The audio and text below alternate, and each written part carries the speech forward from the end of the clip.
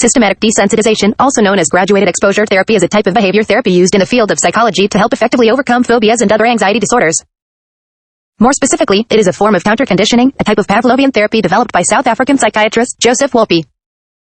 In the 1947, Wolpe discovered that the cats of Wits University could overcome their fears through gradual and systematic exposure.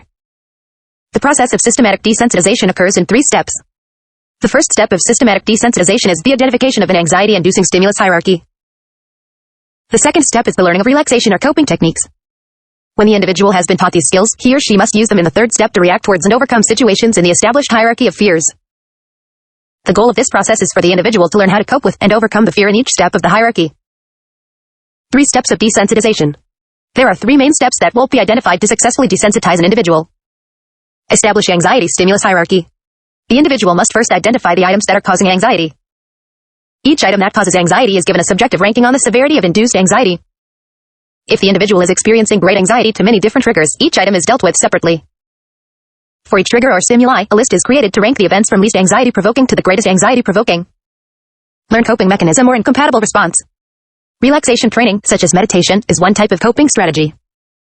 Wolpe taught his patients relaxation responses because it is not possible to be both relaxed and anxious at the same time. In this method, patients practice tensing and relaxing different parts of the body until the patient reaches a state of serenity.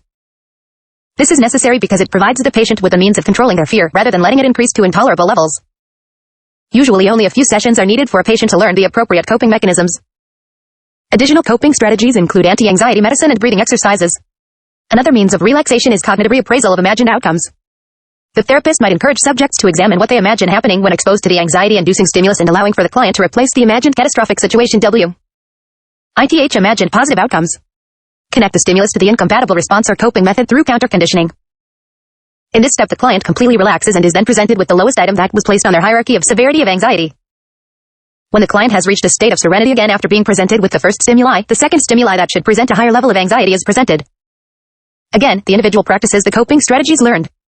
This activity is completed until all items of the hierarchy of severity of anxiety is completed without inducing anxiety in the client. If at any time during the exercise the coping mechanisms fail or the client fails to complete the coping mechanism due to severe anxiety, the exercise is stopped. When the individual is calm, the last stimuli that was presented without inducing anxiety is presented again and the exercise is continued. Example. A client may approach a therapist due to their great phobia of snakes. This is how the therapist would help the client using the 3 steps of systematic desensitization. Establish anxiety stimulus hierarchy. A therapist may begin by asking the patient to identify a fear hierarchy. This fear hierarchy would list the relative unpleasantness of various levels of exposure to a snake. For example, seeing a picture of a snake might elicit a low fear rating, compared to live snakes crawling on the individual, the latter scenario becoming highest on the fear hierarchy. Learn coping mechanisms or incompatible responses. The therapist would work with the client to learn appropriate coping and relaxation techniques such as meditation and deep muscle relaxation responses. Connect the stimulus to the incompatible response or coping method.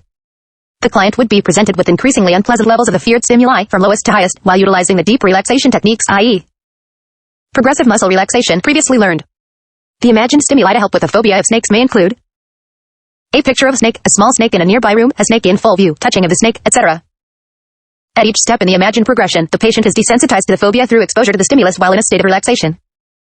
As the fear hierarchy is unlearned, anxiety gradually becomes extinguished. Use with specific phobias. Specific phobias are one class of mental disorder often treated via systematic desensitization.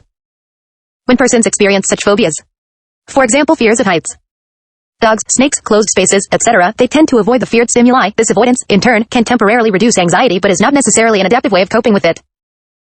In this regard, patients' avoidance behaviors can become reinforced, a concept defined by the tenets of operant conditioning. Thus, the goal of systematic desensitization is to overcome avoidance by gradually exposing patients to the phobic stimulus, until that stimulus can be tolerated. Wolpe found that systematic desensitization was successful 90% of the time when treating phobias. History. Joseph Wolpe developed the process of systematic desensitization in 1958. Wolpe studied Ivan Pavlov's work on artificial neuroses and the research done on elimination of children's fears by Watson and Jones. In 1958, Wolpe did a series of experiments on the artificial induction of neurotic disturbance in cats. He found that gradually deconditioning the neurotic animals was the best way to treat them of their neurotic disturbances. Wolpe deconditioned the neurotic cats through different feeding environments.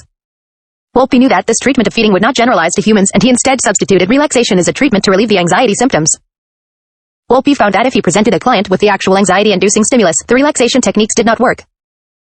It was difficult to bring all of the objects into his office because not all anxiety-inducing stimuli are physical objects, but instead are concepts. Wolpe instead began to have his clients imagine the anxiety-inducing stimulus or look at pictures of the anxiety-inducing stimulus, much like the process that is done today.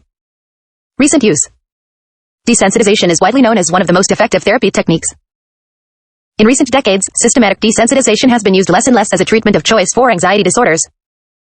Since 1970, academic research on systematic desensitization has declined, and the current focus has been on other therapies.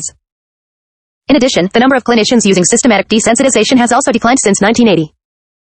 Those clinicians that continue to regularly use systematic desensitization were trained before 1986. It is believed that the decrease of systematic desensitization by practicing psychologists is due to the increase in other techniques such as flooding, implosive therapy, and participant modeling. Test anxiety. Between 25 to 40% of students experience test anxiety. Children can suffer from low self-esteem and stress-induced symptoms as a result of test anxiety. The principles of systematic desensitization can be used by children to help reduce their test anxiety. Children can practice the muscle relaxation techniques by tensing and relaxing different muscle groups. With older children and college students, an explanation of desensitization can help to increase the effectiveness of the process. After these students learn the relaxation techniques, they can create an anxiety-inducing hierarchy.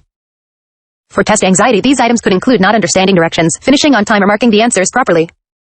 Teachers, school counselors, or school psychologists could instruct children on the methods of systematic desensitization.